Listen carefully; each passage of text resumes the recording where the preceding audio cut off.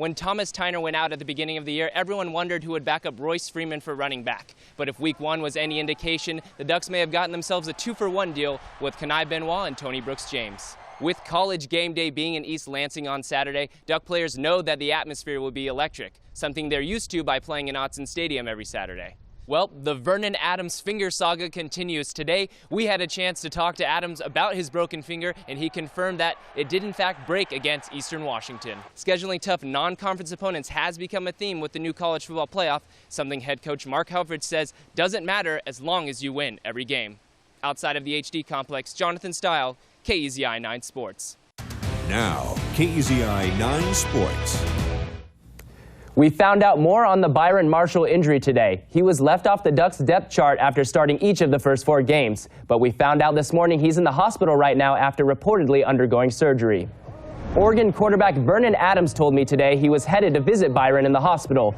Vernon doesn't know the severity of the injury, but Comcast Sports Northwest reported today that the senior receiver is likely done for the year.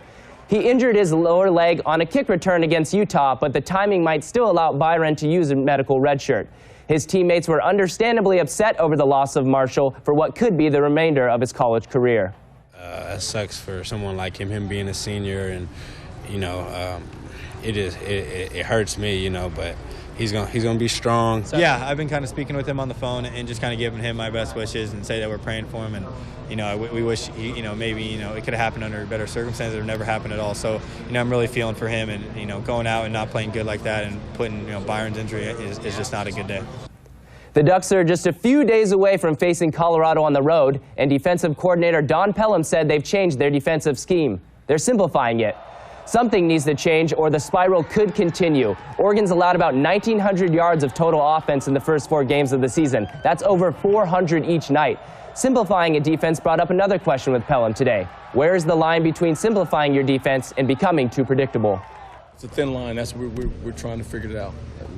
What's the break point here? And then you have to get in a game and see what we're really doing. See how the kids are handling them. If they continue to progress between now and Saturday, it'll be really good. Meanwhile, up in Corvallis, the Beavers continue to make improvements and strides during their bye week. And before they head south to the desert, our own Ben Creighton has more from Beavers practice. Welcome to Oregon Sports. I'm Jonathan Stile. Heading into last night's matchup against Utah, Oregon softball needed just one more win to clinch their 4th straight Pac-12 title. Let's see if they got it. First pitch being thrown out here at the Jane, and we will pick it up in the 3rd. After Utah tied the game at 1, Hannah Flippin sends a liner to right, and Alyssa Gillespie with the laser at the plate. She gone. KK Fonda was out. That would end the inning. Let's look at the 5th inning now. Game still tied at 1. Bases juiced for Jerry-Ann Glasgow, and she bounces it into right field. Jenna Lilly coming around to score. Nikki Udria coming home at the plate. Play at the plate, not in time. Utah's Shelby Pacheco would remain in the game after that tough collision. Bottom 6 now, Gillespie at the dish.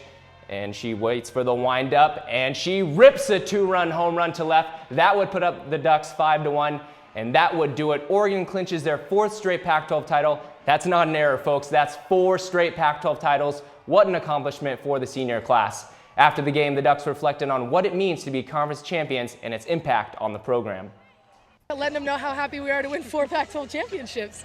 It's an exciting moment, you know what I mean? It's really something to cherish. Obviously it's a great accomplishment, and I'm happy for the seniors to win a ring, a championship all 4 years. Unbelievable. So they've set the standard pretty high. The second weekend of the Pac-12 championships will take place this Saturday and Sunday up in Seattle. The Oregon men's outdoor team has won the last 9 Pac-12 championships, while the women have won the last 7 in a row. For the men, the streak is the longest in Pac-12 history, and for the women, it is the 2nd longest in conference history. On the men's side, the Ducks started off last weekend with the decathlon getting 14 team points, with 2nd and 3rd place finishes by the 2 Ducks. The rest of the events get underway this weekend. The 2-day meet will begin tomorrow morning at 10 and then continue Sunday at 9 a.m. The Oregon men will compete in the Tucson Regional for a chance to play at the Eugene Country Club in 2 weeks. If you plan on playing golf this weekend, you may be out of luck. Audrey, should we be getting out our umbrellas? You may not think of tennis as a team sport, but at the University of Oregon, that's the preferred label. The men's tennis program is moving away from a focus on individual play and stressing the importance of unity.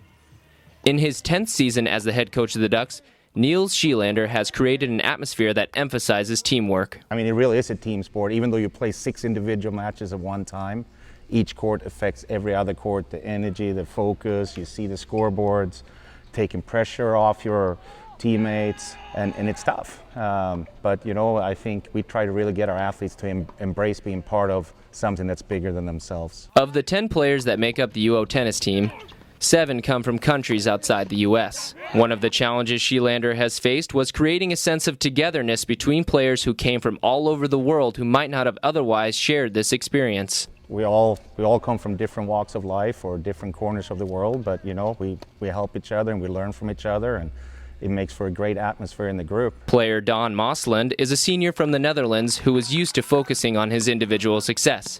For him, the transition to a team approach became apparent once he started playing for Oregon. It became really important. At home, it's more like you're playing for yourself.